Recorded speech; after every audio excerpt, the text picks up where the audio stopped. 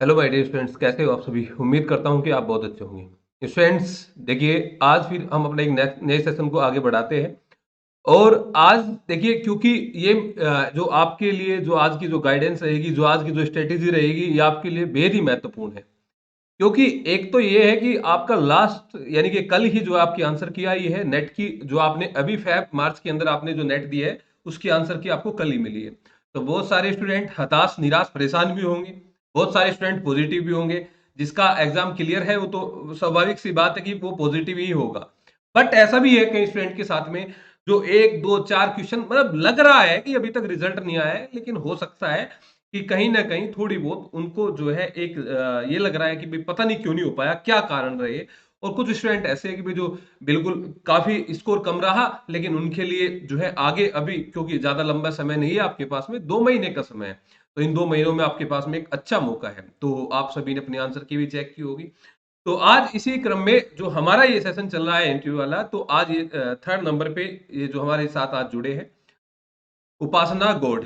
ये हमारे स्टूडेंट 2021 के अंदर ज्वाइन किया था, यानी कि एग्जाम जो है 2022 के अंदर ही इन्होंने दिया था, और अपना जो है फर्स्ट अटेम्प्ट के अंदर इनका क्वालिफिकेशन हुआ। तो सबसे पहले उपासना, आप थोड़ा सा अपना परिचय दीजिए कि आप कहाँ से और कैसे आपने स्टार्ट किया। Good afternoon everyone. मैं फर्स्ट ऑफ ऑल तो बताना चाहती हूँ, एक पढ़ाई छोड़ चुकी थी।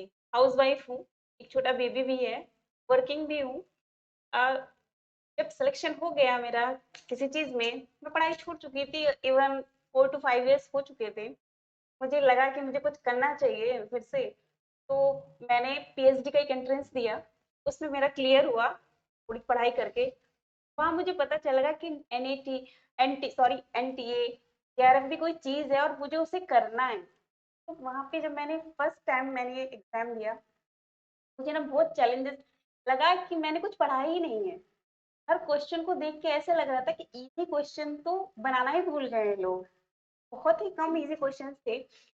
लेकिन मैंने फिर कहीं से मेरा एक पीएचडी का ग्रुप था, जहाँ मैंने सर को देखा, सर की कुछ वीडियोस देखी। बस सर, जब वो वीडियो देखी, मुझे लगा सर को मुझे फॉलो करना चाहिए। तब मैंने सर को जॉइन किया और मुझे बहुत ज़्यादा बेनिफिशियल लगा। तो तब से कंटिन्यू करती चली गई और सिलेक्शन हो गया। अच्छा अच्छा। तो यानी कि आपको पीजी तो शायद आपका बहुत पहले से है, और शायद आपकी जो भी लगभग लगभग 8-10 साल हाँ, पहले से ना। 2015 में पीजी हुआ है मेरा, अच्छा, 2015 मुरादाबाद में से। PG yes. मुरादाबाद से। और अभी आप कहाँ यस। पे मतलब वर्किंग कहाँ पे हैं आप अभी? हाँ, गौतम बुद्ध नगर में, अच्छा, ग्रेटर गौतम, नोएडा। ग्रेटर नोएडा के अंदर। तो वैसे पीएचडी आपका शायद मेरठ चौधरी चंद सिंह यूनिवर्सिटी से ही है ना? हाँ जी, हाँ जी। तो जैसे कि आपने ये पीएचडी में एडमिशन लिया, उसके बाद ही मतलब नेट के बारे में एंट्रेंस बेस पे आपका एडमिशन हुआ, उसके बाद ही जो है ये नेट के बारे में, क्योंकि बहुत सारे स्टूडेंट साथ में नेट जेआरएफ हाँ, वाले मुझे जो हो। नॉलेज नहीं थी कि मुझे ऐसा भी कोई एंट्रेंस होता है, और मुझे मुझे लगता था कि मेरे नाम के आगे डॉक्टर लगे। फर्स्ट ऑफ ऑल तो मुझे ज़्यादा कुछ नॉलेज था नहीं। बस पहले बीएड करके सिलेक्शन हो गया था मेरा बेसिक डिपार्टमेंट में, तो इतना ज़्यादा सोचा नहीं। शादी हो गई, बच्चे हो गए, छोड़ दिया सब। लेकिन जब पीएचडी में लगा कि हो गया है, और वहाँ मुझे पता चला इस टाइप का कोई एग्जाम भी है और मैं कर सकती हूँ, तब मुझे बहुत लोगों ने कहा ये बुक पढ़ो, ये बुक पढ़ो। बस ये समझ लीजिए, जो कोई बुक बता देता था वो बुक मैं ले आती थी, फिर उसको पढ़ती। टाइम निकलता जा रहा था, मतलब बुक ले आती, पढ़ लेती। लेकिन जब मैंने सर को ज्वाइन किया तो मुझे ऐसा लगा, सर की एक स्ट्रेटेजी मुझे बहुत अच्छी लगी। उसी से शायद ये एग्जाम निकला है कि बुक सिर्फ एक ही रखनी है। बुक एक ही रखनी है, और जो आपको लगता है कि उस बुक में मेंशन नहीं है, उसको उसी यूनिट में, उसी चैप्टर में हमको मेंशन वहां कर लेना है अपने पेन से। तो हमें बुक चेंज नहीं करनी है बार बार। उसी बुक को बार बार बार बार बार बार इतना पढ़ना है कि वो एकदम हमें अच्छे से लर्न हो जाए। ये स्ट्रेटेजी मुझे बहुत ही बेनिफिशियल लगी, और यही बेनिफिशियल है। पता है, जी का सिलेबस इतना वाइड है। पहले तो मुझे लगा सर कैसे करा पाएंगे इतने कम टाइम में, तीनों पार्ट्स को कैसे होगा। पहले तो मेरे सर पे इतना स्ट्रेस था कि होगा तो होगा कैसे। लेकिन मुझे लगा कि जब सर ने पहली यूनिट खत्म की, कि हो सकता है, अगर हम चाहें तो कुछ भी हो सकता है। मुझे लगा कि कुछ भी इम्पॉसिबल नहीं है। अगर कंटिन्यूटी एक ऐसी चीज है, अगर आप कंटिन्यूटी रखेंगे किसी भी चीज में, तो कुछ भी हो सकता है। अच्छा, जैसे कि जैसे आप लगभग 6 से 8 घंटे आपका वर्किंग है, ठीक है, आप जाते हैं अपना आने जाने में भी समय लगता है। और उसके बाद में अपना फैमिली वर्क भी थोड़ा रहता है। तो ये जो कहते हैं कि भाई हमें 7-8 घंटे तो आपने जो अपना उस पे दे दिया, इसके अलावा फिर पढ़ने का टाइम कैसे निकल पाता है? ये सर सब टाइम मैनेजमेंट मैंने कैसी? हाँ, सर टाइम मैनेजमेंट में तो बहुत प्रॉब्लम हुई। इवन मैं कैसे बताऊँ, रात को 2-2 बजे भी जागी, लेकिन मैंने ज़्यादा कंटेंट नहीं पढ़ा।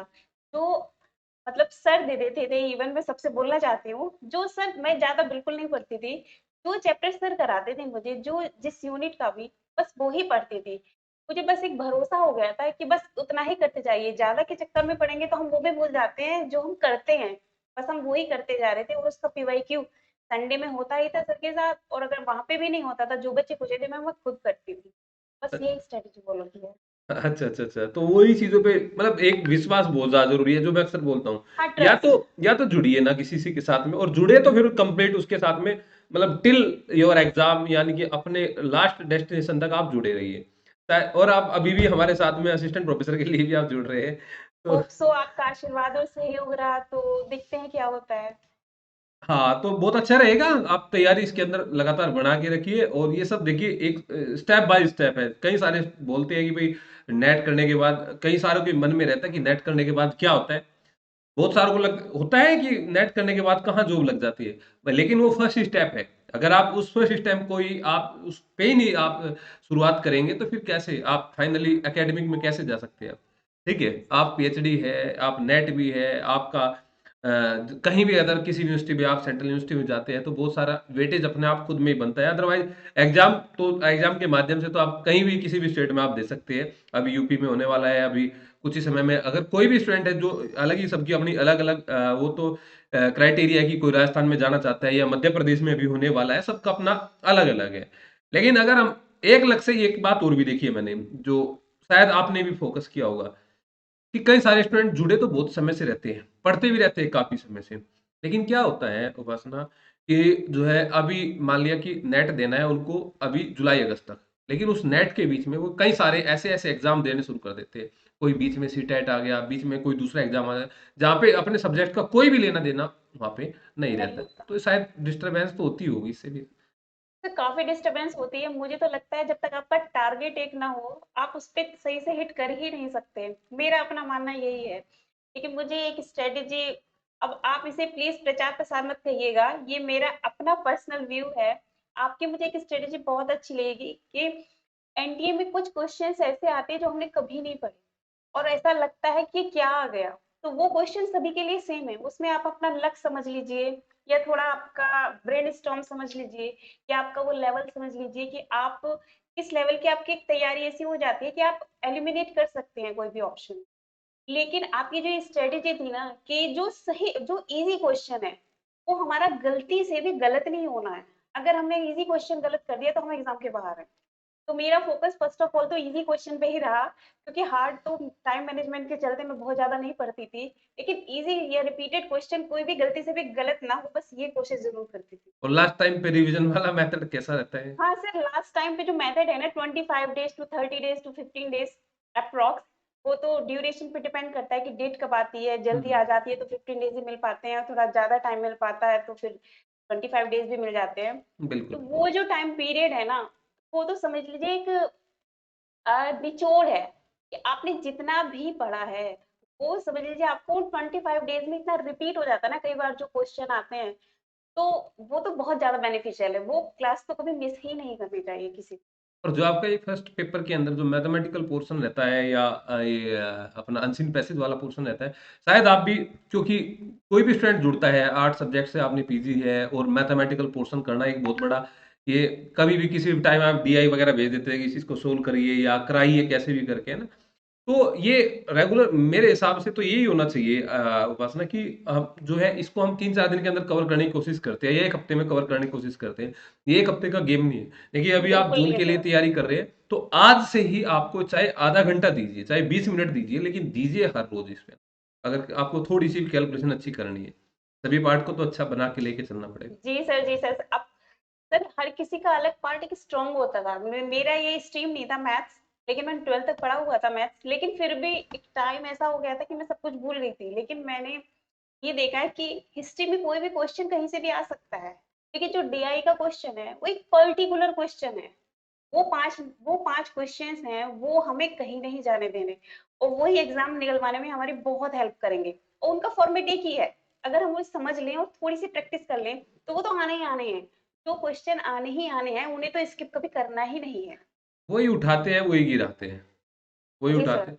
और ये हम कई बार अनसीन पैसेज में भी सीधे-सीधे जाके बैठ जाते हैं। देखिए बिना प्रैक्टिस के अनसीन पैसेज भी नहीं होता है। अगर हमें थोड़ा-सा भी नॉलेज नहीं है भाई रीडिंग करने की, इसको स्क्रॉल करने की, थोड़ा-सा तो देखना पड़ेगा जो। और हम पीवाईक्यू की जब हम बात करते हैं तो आज के समय में तो ऐसा है पीवाईक्यू के मामले में फर्स्ट पेपर में कि आपको 10 ईयर या 15 ईयर करने की कोई ज़रूरत ही नहीं है। बस अभी जो अभी लास्ट पैटर्न ये अभी हुआ है ना आपका, वो इतना सारा कंटेंट इतना है, सारा बहुत कंटेंट ज्यादा। है, आपको 30-35 प्रैक्टिस सेट मिल जाते हैं। उसके अलावा पिछले साल का भी मत करिए, वही आप कर लीजिए बस। उससे ज्यादा इतने अनसीन कर लीजिए, इतने डीआई कर लीजिए, इतने रीजनिंग के कर लीजिए, उसी में सारा कुछ निकल के आ जाएगा। सर मैं अपना एक्सपीरियंस बताऊं पेपर वन के लिए, मैंने आपको ज्वाइन किया था। मैंने पहले हिस्ट्री के लिए जब आपको ज्वाइन किया था मुझे नहीं लगता था कि पेपर वन भी होगा, फिर मैंने पेपर वन जैसे ज्वाइन किया, उसमें किसी ने कोई किताब बताई, मैंने कई सारी किताबें खरीद रखी है, बहुत सारी बुक्स हैं मेरे पास, लेकिन मैंने इवन मदान की भी बुक खरीद, लेकिन मैंने उससे पढ़ा कुछ भी नहीं पढ़ा। लेकिन पढ़ा सिर्फ किससे, जो 10 ईयर्स आते थे ना, तो उसमें अगर कोई कंटेंट तो मदान में देख लिया कि हाँ हम्म। भाई एसडीजी एमडीजी ये देख लेना है, हम्म। ये याद कर, जो लर्निंग पोर्शन है वो याद कर लिया। लेकिन कोई पर्टिकुलर बुक ऐसी मुझे नहीं लगता बनी है जो ओवरऑल इसको होती नहीं, फर्स्ट पेपर कवर में नहीं कर होती, ले। बिल्कुल भी। आप कभी किसी से, और मुझे स्टूडेंट से भी काफी हेल्प मिली, मैं उनको भी मेंशन करना चाहूंगी कि जो हम्म। हमारे ग्रुप में कुछ बच्चे थे, हमें जो रात में क्वेश्चन नहीं आता था, इवन मैं आपको भी कॉल कर लेती थी रात को 11 बजे 11:30 बजे, हम लोग आपस में भी रात को 1-1 बजे भी कॉल कर लेते थे कि इसका आंसर, तो इससे भी काफी हेल्प मिली है। नहीं, नहीं, होता है अगर हमारा सबका एक ऐसा ग्रुप बनता है। और आपके ग्रुप में तो विशेष तौर पे पहला फर्स्ट ग्रुप था आपका, और अब की बारी थर्ड ग्रुप का रिजल्ट आएगा। और ये शायद थर्ड सेकंड ग्रुप में थोड़ा कम रहा रिजल्ट, लेकिन इस बार भी जो है वही रिजल्ट आप मुझे लगने वाला है, क्योंकि आंसर की में जो है काफी अच्छा जो है रेस्पॉन्स स्टूडेंट्स का मिल रहा है। बिल्कुल सर, बिल्कुल। आपका ये कंप्लीट हो गया, आपका ग्रुप कंप्लीट हो गया इंटरव्यू में, उसके बाद फिर ये सारे चलेगा तो वो चीजें बारीकी बारीकी से आएगी। तो शायद हाँ ये चीजें है, अगर हमारा नेचर कोऑपरेटिव है। और कई सारे स्टूडेंट्स के साथ में क्या प्रॉब्लम होती है वरना, शायद आप भी देखा होगा कि एक दो स्टूडेंट होता है कि जो अपना इस डायरेक्शन से तो चेंज हो जाता है कि भाई जो पढ़ाई वाली या फोकस जो नेट पे या किसी भी एग्जाम पे कर रहे हैं उससे थोड़ा हट जाते हैं, इधर उधर की बातों पे ज्यादा ध्यान करते हैं, तो उनको भी शायद उस। सर मेरा मानना तो ये है, जब तक आप किसी पे विश्वास नहीं कर सकते तब तक कुछ नहीं होता। एक डॉक्टर भी ना, पता है डॉक्टर जब एमबीबीएस करता है उसमें बहुत सारी मेडिसिन बहुत सारे सॉल्ट पड़ता है, मेरा अपना मानना है। और हर पेशेंट पे वो एक ही चीज अप्लाई करता है, कोई जल्दी मतलब रिस्पॉन्स करता है, किसी की बॉडी किसी की देर से करती है, खुद पे डिपेंड करता है। अगर हम किसी पे फेथ करते हैं तो हमारा जो ब्रेन है ना, सब कुछ बस यही पे है, हमारा ब्रेन उसी तरीके से वर्क करने लगता है जैसा हम सोचते हैं। तो हमेशा पॉजिटिव रहें, स्ट्रेस बिल्कुल ना लें, और किसी पे अगर ट्रस्ट किया है तो उस ट्रस्ट को बरकरार रखें, वो ट्रस्ट ही आपको आगे ले जाएगा। बिल्कुल, बिल्कुल। ये बात बहुत ध्यान से आप लोगों ने भी रखनी है आगे, आप अगर आप तैयारी कर रहे हैं। तो स्टूडेंट ओवरऑल यही है कंक्लूजन कि मैटर बहुत कम होना चाहिए। जो आपके पास हो उसको बिल्कुल कहना, उसकी एक रगड़ाई होती है ना, उसमें तो उसका जूस निकाल लो बिल्कुल, जो भी है आपके पास में, उसमें से कुछ बचना नहीं चाहिए। और कुछ आपको नया मिल रहा है तो उसी में ऐड कर लीजिए, जो इन्होंने बताया है, जो इन्होंने स्ट्रैटेजी अपनी अपनाई है। और फर्स्ट पेपर के अंदर भी कि प्रॉपर ऐसी कोई बुक तो बनी नहीं है कि जहां से आप निकाल लेंगे। जैसे कि आपने कोई भी अभी लास्ट ईयर का कोई पेपर उठाया, एक जैसे 50 क्वेश्चन का सेट उठाया, उसमें जैसे कि इन्होंने बताया कि एक क्वेश्चन वहां पे सस्टेनेबल डेवलपमेंट गोल के संबंध में आ गया, तो आपकी जिम्मेदारी ये बनती है कि सारे के सारे सस्टेनेबल डेवलपमेंट गोल 17 के 17 आपको वहीं पे याद हो जाने चाहिए। ये नहीं है कि आप दूसरा क्वेश्चन आप कोई देखेंगे तो वहां पे आपको पूरा का पूरा सस्टेनेबल डेवलपमेंट या मिलीनियम डेवलपमेंट गोल या फिर जो है आपका इसके अलावा कोई भी, जैसे कि हमारे बहुत सारे इन्वायरमेंट के अंदर ये हमारे कन्वेंशन वगैरह होते हैं, क्योटो है या मॉन्ट्रियल है, हमेशा आते हैं भाई ये चीजें। तो वो चीजें एक जगह ही आप कर लीजिए। एक प्रैक्टिस सेट को करने में आप ये मत सोचिए कि मुझे 50 मिनट में करना है या 40 मिनट में, चाहे पूरा दिन लग जाए एक प्रैक्टिस सेट करने में, लेकिन उसको रस निकाल लीजिए उसका पूरा, है ना। उसी में से फिर बुक आपके पास जैसे कोई भी है, मदान है या कोई भी बुक आपके पास में है, तो उसका सॉल्यूशन अगर थोड़ा बहुत देखना है एक्सप्लेनेशन, तो बुक से देख के अपना सेट कर दीजिए, शायद ये ठीक रहेगा स्टूडेंट्स। बिल्कुल सही है सर, यही स्ट्रेटेजी बहुत अच्छी है। चलिए ठीक है, बहुत बहुत धन्यवाद उपासना थैंक आपका। You so much, thank okay. You.